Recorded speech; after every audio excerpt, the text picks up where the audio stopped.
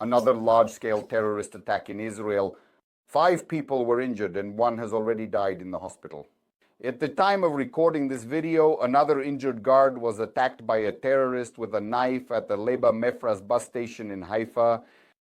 We'll talk about that now. But this afternoon we have a big interview with Lev Dubinsky.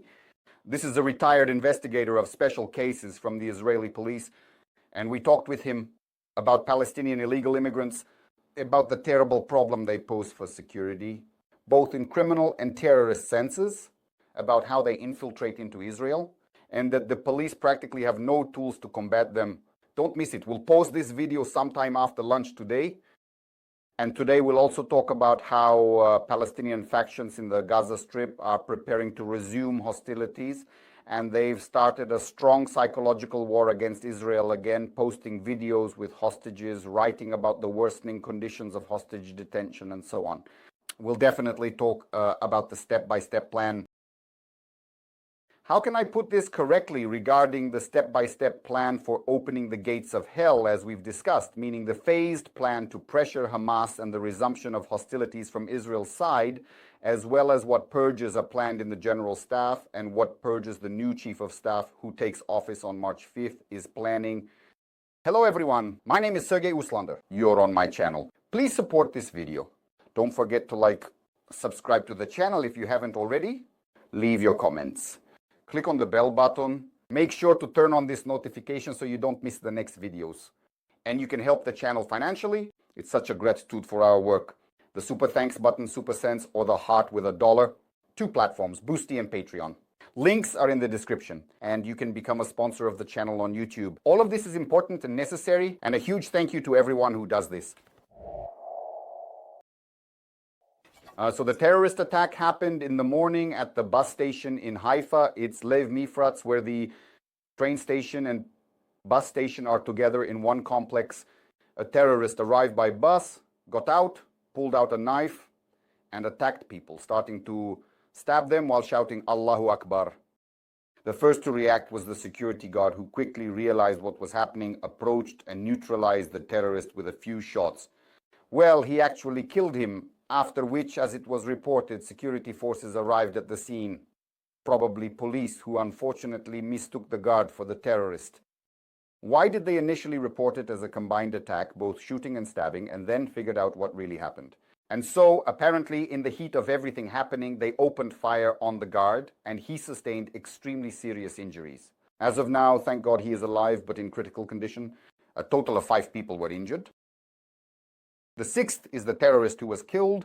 Of the 5 injured, 1 unfortunately has died. The others have been taken to hospitals, including the injured guard. And now doctors are fighting for their lives. There are 2 in relatively light condition, 2 in serious condition, and unfortunately the guard is in critical condition. They will now investigate who the terrorist is, where he came from, and so on. But they are already saying that now, with the start of Ramadan, this will intensify. Ramadan is always a huge problem for Israeli security services. There's always an increase, sometimes even an explosive rise in terrorist attacks, assaults, violence, and so on. In general, during Ramadan, Israeli security services always operate in a highly intensified mode. So let's get back to the Gaza Strip. There I remind you that on Saturday, the first phase of the deal ended, respectively the day before yesterday. Israel offered to extend it. Hamas refused. No all for all and a complete end to the war, the withdrawal of troops. Israel did not agree to that. He proposed his own option. All for all, and Hamas is pulling out of the Gaza Strip. Hamas did not agree. As a result, Israel started tightening the screws. Yesterday, it was stopped. The delivery of humanitarian aid to the enclave has been completely halted, but that doesn't mean that hunger will start there tomorrow. They immediately started writing about this, by the way. All sorts of useful idiots in the West began to say that, of course, Arab media like Al Jazeera started claiming that an incredible famine would begin there now. That's not true. In just 6 weeks of the ceasefire, tens of thousands of tons of cargo were delivered there. And in 6 weeks of truce, in short, in the warehouses of Hamas, there are now food, medicine, and essential supplies for at least 4 months. Then you can still bargain with them there for another 4 months. It's clear that the hostages might not have 4 months, and many of them are in serious condition. And Hamas, as usual, started this psychological warfare. Hamas started publishing videos with the hostages where, for example, two brothers are saying goodbye. One was released and one was left behind. It was done intentionally. They could do it without any problem. They freed two brothers. No, they intentionally left one in captivity. You can hear how the hostages cry who were brought to the ceremony for the release of other hostages. And all of this will now be actively circulated, creating pressure from society. Hamas has learned to read these things very well. They closely monitor what's happening in the Israeli media, what is being written about it, and what the public's reaction is. They've become very skilled at using this to their advantage. And Hamas announced a tightening way of the conditions for the hostages. As for the hostages, they were supposedly moved from the tunnels to better equipped facilities after the ceasefire began. There, they emphasized more that the wounded hostages were receiving help, supposedly in normal conditions. But now they are being moved back to the tunnels where the assistance won't be as qualified or good. No qualified assistance. Of course, no one was receiving anything there. Everything there was just thrown together, literally. This was actually reported by Emily Damari. This is a hostage who was released from Hamas captivity as part of the first stage of the deal. Remember, this famous one, she doesn't have two fingers on her hand. And she talked about how they treated her, that they stitched her up without anesthesia. Instead of the number of stitches she should have had, they only did 2. A jar of iodine and a few bandages. So that's basically all the help she got. No one really provided her with any assistance, and they didn't give her anesthesia. And she was in excruciating pain. It's a miracle she survived. Apparently her body mobilized its resources. Now, Israeli doctors had to perform a whole series of surgeries to save her life and restore her health. Fingers, and of course you can't bring it back, but in order to recover, she had to undergo a whole series of complex operations. It is clear that no one did this in Gaza. It is a miracle that she did not die from the infection there. In those basements, especially in the first weeks when there were bombings, when the Israeli army entered, when they were transferred from place to place, and so on. Oh, this is truly an incredible story, but thank God she's alive. However, her account illustrates that there is no qualified help there at all, and that those hostages who are alive, it's more of a miracle than the merit of any doctors, terrorists, or anyone else. So it's all clear with that, and Hamas is thus putting pressure on, once again, waging a psychological war, right? They are pressuring morale and psychology, saying, oh, but come on, hurry up and save your hostages. Israel, for its part, has published, well, more precisely, they are publishing a plan about what will happen now, how Israel will behave. There is support from the US administration as it exists, since there isn't that intense pressure that was present during the Biden administration. By the way, Hamas clearly missed the moment. They could have tried to come to some agreement with us. At the moment when the pressure from the US administration was at its peak, Jerusalem held out under this pressure, while the terrorists, as usual, wanted to get more and more. And as a result, they definitely missed their moment. So regarding the phased plan to pressure Hamas, the first point is the suspension of humanitarian aid. It has already been done. Right now, they're talking about suspending electricity supplies to Gaza, and electricity will only be supplied to the desalination plants. Then the relocation of residents from the north to the south and the clearing of the north. Accordingly, and the final stage is full-scale combat operations using weapons received from the US. Well, like no one else, there's miracle weapons. No one passed anything to us, obviously. But since the arsenals have been significantly replenished, the army can now really push into Gaza. It's really intense. How much is it now? It is not yet clear what results this will lead to, but it is obvious that Israel, for its part, is also waging a psychological war. So we just stopped humanitarian aid for you, then we'll cut off electricity, and then we'll cut off, I don't know, water. Well, probably not water, because that could lead to very serious consequences. Then we'll stop fuel supplies, and then we'll move residents back from the north to the south. This usually happens according to the following protocol. They spread a lot of statements in Arabic with maps saying, get out of here, go here, and so on and so forth. This will be finalized. Then they will take the Nitzarim corridor, and only after that will the combat operations begin. If Israel now consistently implements these points, by setting a time frame, Hamas may be impressed. Look, it's not just a statement. They're actually starting to take real steps towards resuming combat operations, which is something Hamas doesn't need right now. Hamas is, of course, preparing. They're talking about being ready, about resistance, about the occupiers, tanks, guns, all that stuff. But Hamas doesn't have even a tenth of the potential it once had. October 6, 7, well, that is at the beginning of this war. And that's why, on the contrary, Israel's potential has strengthened because they replenished their supplies, gained very important combat experience, rearmed many units, and restored many units, including reservists. And now that's all on Hamas. Maybe they could just roll over them with an armored vehicle. So right now, the prevailing opinion in the government is that we will put pressure on Hamas. And thanks to this pressure, we will be able to free some more hostages. Hamas won't give everyone up. This is obviously completely clear because they are their main insurance, their main asset. The international reaction was predictable. Qatar, Jordan, and Egypt condemned the suspension of humanitarian aid to Gaza. Qatar, firmly. Jordan firmly, and Egypt firmly asked for a few days not to initiate hostilities in order to talk to Hamas and try to persuade them for the continuation of the first phase.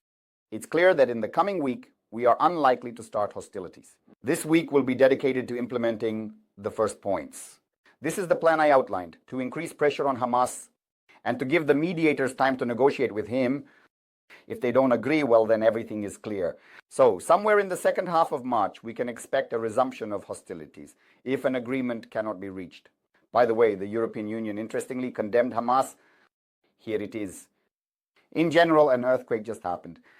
One could say that Hamas was condemned for not agreeing to continue the first phase. It's here that something positive is changing in this world. Probably, well, actually, in that same statement, they said that humanitarian aid needs to be supplied. It's not good to withhold it. But overall, the very fact of the condemnation. Hamas is already saying that perhaps sentiments in Europe are changing, but this is partly due to the support of the American administration, of course. There are no questions here. It is very important for Israel at the moment because apparently this is the approach taken by the Americans now. We're lifting all restrictions on arms supplies, so you figure it out yourselves. This is your playground, the Middle East. Go ahead and sort it out yourselves. The other thing is that the issue of Iran, they will only decide together, the United States and Israel. But we talked about this in detail in the interview with Misha Borodkin. Here it is. It came out yesterday. You can rewatch it. A lot was said about that. On March 5th, the day after tomorrow, IAL Zamir, a major general, will take office as the chief of the general staff. He will replace Duko Levy, who resigned early. Zamir will, so to speak, take the position of chief of the general staff along with the next rank of lieutenant general. I remind you that in our army, there is always one lieutenant general, and that is the chief of the general staff. And they are planning purges among the generals for peace. This is supposedly coming from him, at least that's what a lot of people are writing about right now. Requires political leadership. It's not very clear, though, why there are no purges in the political leadership, considering that they are all involved in the failure. October 7th. But the fact that the army, like the mechanism and the organization have failed catastrophically. October 7th. He is indisputable, absolutely. Yes, we made 2 whole videos there. It consists of 2 parts where they talked about the internal military investigation. There are no questions about that. Purges are needed. Who could fall under these purges? This is the head of military intelligence, General Binder. I honestly didn't quite understand. General Khalifa. One of the main culprits of the failure on October 7th has resigned. General Binder voluntarily replaced him. I don't know why he needs to be replaced right away. Perhaps what I was talking about is happening. They are changing their approaches. When a military intelligence officer must to lead military intelligence, not someone from the tank troops, airborne forces, infantry, or something like that. Moreover, as I understand it, Binder is considered a creature of Oliver. And accordingly, he needs to be replaced with someone from their own circle. So apparently that's the kind of logic Zamir has, I suspect. In addition, the head of the operational management of the general staff, General Basyuk, was in charge of operational management at the time of the failure on October 7th. So he was responsible for shaping the approaches, let's say, The fact that the primary arena was the north, while Gaza was a tertiary arena, was in particular the responsibility of General Bashuk. So accordingly, he also bears responsibility. And General Bar, Tomer Bar, is the commander of the Israeli Air Force. I didn't quite understand this part, to be honest. Why? It is a well-known fact that Halevi, the former chief of the General Staff, and Bar had a conflict. And at that infamous meeting, Bar was not present on the night of October 6th to 7th. At some point, he was completely stopped from being invited to meetings with the chief of staff. This is, of course, a damn kindergarten. So, yeah, I don't like you, which is why I'm not going to invite you to my meeting to play in our sandbox. But the discussion was about other things, to be honest, but that's not the point. The point is that the Air Force is such a tool that cannot exist on its own. Yes, we had planes. There were F-35, F-16, F-15, and so on. But the Air Force is once again a mechanism that you need to specify a target. Yes, that's it. This type of weapon, this kind of armed forces needs target designation. The Air Force cannot operate independently. They have now started to implement changes. That is, they are organizing their own. They had intelligence. The Air Force always. But now they are rewriting the protocols to operate in the absence of target designation from the ground. That's how it was on October 7th, when the pilots had no target designation at all. No one on the ground was telling them, bomb here, bomb there, target this area. They made the decision there at their own risk, or they didn't make any decisions at all. Because, I mean, from an altitude of 5 kilometers, you can't see anything. On the other hand, under Bar's leadership, the Air Force carried out absolutely brilliant operations, where they bombed Hodeidah twice. No, actually, 3 times it turns out they bombed Yemen and bombed Iran, respectively. Respectively. So, under Bar's leadership, the Air Force carried out these 2 absolutely brilliant operations, there and there at great distances, all demonstrating a very high level of skill. That's why the blame on Bar doesn't seem as obvious to me as the blame on Olivio Kaliva or, let's say, Finkelman. This is the head of the Southern District, who just recently stated that he acknowledges this responsibility. It's true, but they write that technically it turns out General Finkelman couldn't declare a state of combat alert in his district. I also didn't understand how the head of the military district, the commander, can't declare a state of combat alert in his own area. Well, maybe he doesn't have the right to do it without coordinating with the chief of the general staff, probably. Well, then Finkelman, they wrote about it. Yes, in an interview he started talking about how some intelligence signs were coming in. They didn't seem obvious to me, both the 5th and the 10th. In short, that's a separate story. In general, the point of my whole passionate speech is that purges are planned, that a decent number of generals will be fired. But I would always warn that the matter should not end with just firing generals. Again, I'm not talking about repression. I'm talking about changing approaches. If we don't change our approaches, if we don't change the protocols, then no matter how many generals you fire, it won't change anything. Some will leave and others will come. Yes, these allowed such rights and these can allow such rights. We need a change in approaches, but changing approaches can't be limited to just one army. The army is not an entity in itself. The army is a part of the state mechanism. It's part of the state. The army is essentially a tool. We can't just blame everything solely on the military. The army carries out political will. The army carries out the orders of the political leadership. The army implements that very concept. That is developed by the political leadership. Therefore, purges among the political leadership are certainly necessary. But I repeat, it's not about purges. It's about changing the approach. We need to change our approaches to understanding problems and solving them. But we will talk about this with you more than once. We will have many more videos about the results of the investigations. There is a separate result from the investigation by the Shabak, and there are separate results from the investigations of various intelligence agencies and so on. We will definitely talk about all of this later. Don't forget that after lunch there will be an interview with Lev Dubinsky where he will talk about the issue of Palestinian illegal immigrants. This is exactly connected to today's terrorist attack in Haifa. Thank you for watching my videos. Please don't forget to support them, and I'll see you soon. Goodbye, everyone.